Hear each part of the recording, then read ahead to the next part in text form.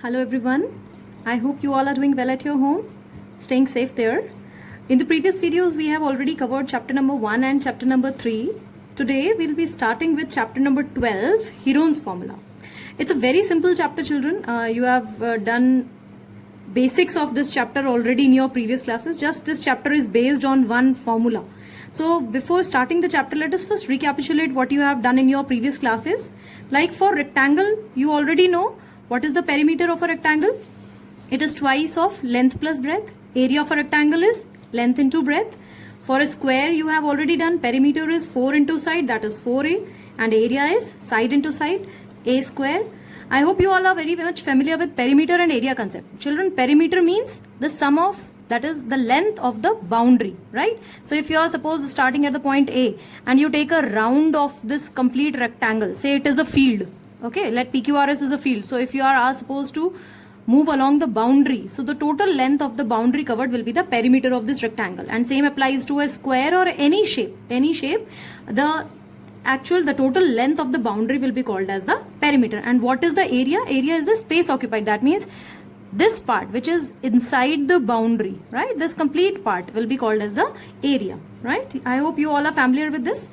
Let's come to now parallelogram. Perimeter of a parallelogram is same as that of rectangle 2 into L plus B. Here, what is the length and breadth? Here, don't confuse breadth with the height. Okay, height is represented by H. Say this part is L and the another side is B. So we can say length plus length plus breadth gives you twice of length plus breadth. This is the perimeter. And area, already you have done base into height. In class 8 you have done this. So if we are taking base of a parallelogram as AB, so the height will be the one corresponding to the base AB. So this is DP. So it will be AB into DP. And if you are taking the base as the side BC, okay, if you are taking this as a side, so from the opposite vertex, either from D or from A, you will take the height. So if we take the height from D on BC extended part, it will be on Q. So DQ will be the height. So BC into DQ will be the height. So base into height will give you the area of a parallelogram. For rhombus, you have, if ABCD is a rhombus, what is a rhombus? In which all the sides are equal length. Okay. So you can say perimeter is 4 into side, that is 4 into A. And what will be the area? Area is half into diagonal 1 into diagonal 2. The length of the two diagonals. And you know the properties already you have done in previous classes. What are the property of rhombus? Diagonals, they bisect each other at 90 degree. Now after this, let us come to triangles. Now children, from here also you have done for triangle, perimeter is what? The sum of length of all the sides, right? So if suppose ABC is a triangle, and if I am saying this side is A, this side is B, this side is C, so it will be A plus B plus C will be the perimeter of a triangle. And what will be the area? Area will be half into base into height. This you have already also done in class 7th also and class 8 also. So you can say the area is half into base into height. So if base is the side BC, the height will be this H. So if I take the area for this triangle, it will be half into B into H. And if I take for a right angle triangle, again it will be, if this PQ is perpendicular on the side QR, half into base into height. So half into A into B. Right? So base into height is same applicable to this and applicable to this also. But now let us take one example for an equilateral triangle. Area of an equilateral triangle is root 3 by 4 side square. Now the question would come in your mind that how it came, like if I have a equilateral triangle with one of the side, with the side equal to as A, then the area of this triangle will be root 3 by 4 into A square. Now this we'll be finding from this chapter, Heron's formula, like how we can calculate the area of such a triangle in which the height is not known to you. Okay, for this there was an Egyptian mathematician named Heron. Okay, and he only derived this formula. It's Heron's formula after his name. So for this, what he has taken two triangles, or it is applicable to any type of triangle also. If it is an obtuse angle triangle, if it is an acute angle triangle, or even if it is a right angle triangle, it can be applicable to that. For this, what we have done, area of a triangle will be under root of S minus A into S minus B into S minus C. Now, what is this S, A, B and C? Here S is the semi perimeter. Semi perimeter means perimeter ka half. Semi means half, so you can say half of the perimeter. And what is perimeter of any triangle? It is sum of all the three sides. So if I say this is A, this is B, this is C, so its perimeter will be A plus B plus C. So A plus B plus C and uska semi means uska half. So it is A plus B plus C upon 2. This will be the semi perimeter, or we call it the value of S. And A, B and C are the sides of the triangles. So it can be applicable to this also. It can be applicable if I say this is A, B and C, then this formula is applicable to this triangle also, as well as this formula is applicable to a right angle triangle also. But it is easy for you to find the area of a right angle triangle using half into base into height, right? So you have two methods to find the area of a right angle triangle. It can be either by half into base into height or by using the Heron's formula. This topic is very simple. Only somewhere you have to exercise your brain in finding because the calculation part here will be a bit lengthier as compared to this. So it is preferable to use this formula if you are dealing with a right angle triangle. So based on this Heron's formula, we have few questions. So let us discuss them one by one. The first question here is, find the area of a triangle whose sides are 13, 14 and 15 centimeters. It's a very simple question, children. Here for this you have to write the formula for area. Area is under root. Generally what mistake you do is you forget to write the symbol of this square root, which is a very important, and otherwise whole thing will be wrong. So children, remember to put the square root sign. So square root S minus A, S minus B, S minus C, and all these are being multiplied, right? Now here A is given as 13, B is given as 14 and C is given as 15 centimeter. Now first thing is to find the S. S means semi perimeter, that is A plus B plus C upon 2.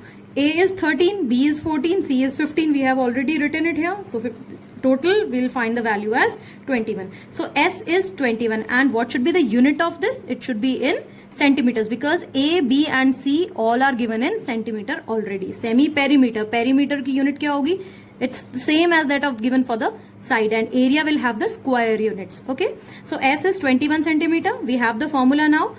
Root S means 21 multiplied by S minus A means 21 minus 13 multiplied by S minus B means 21 minus 14 multiplied by S minus C, that is 21 minus 15. Jahan S की value hai, there you have to substitute the value as 21, and in place of A you have to substitute 13, in place of B you have to substitute 14, in place of C you have to substitute 15. Now square root 21 multiply 21 minus 13, then 21 minus 14 and 21 minus 15. So you calculate this. Now what generally you used to do, you find its product overall and then find the square root. That will be a lengthy process. The easy way to find it, take the factors out of it, like you can break them.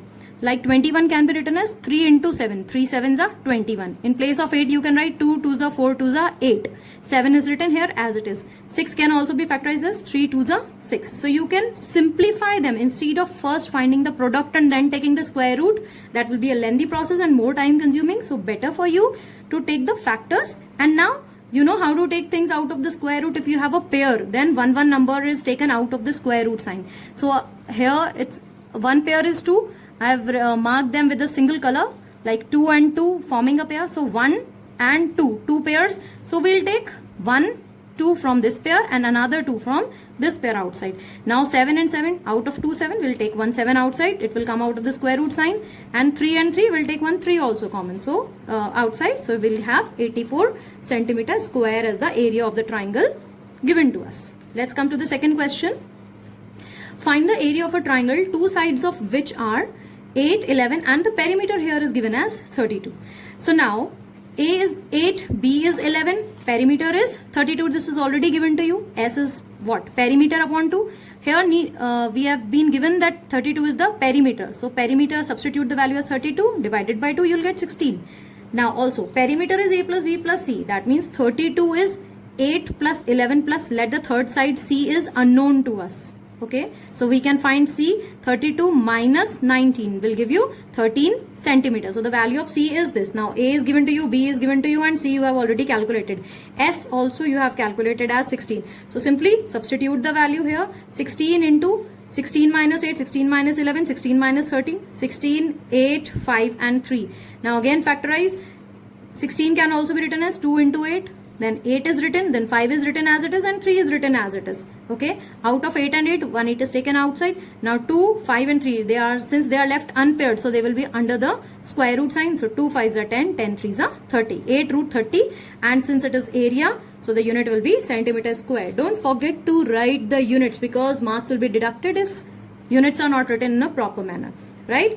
So now based on this, we have already I've just shown you one, that area of equilateral triangle is root 3 by 4 side square. Now using this Heron's formula, this will be your work for today, that how to calculate this formula. You have to derive this formula. Okay, so the question will be, find the area of an equilateral triangle with side A. You can use this Heron's formula to calculate this. Let's come to one more type of question.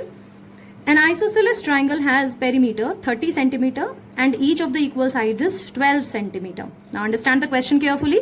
It is an isosceles triangle. Isosceles triangle is a triangle in which two sides are given equal and it has perimeter as 30. That means sum of all the three sides is 30 given to you.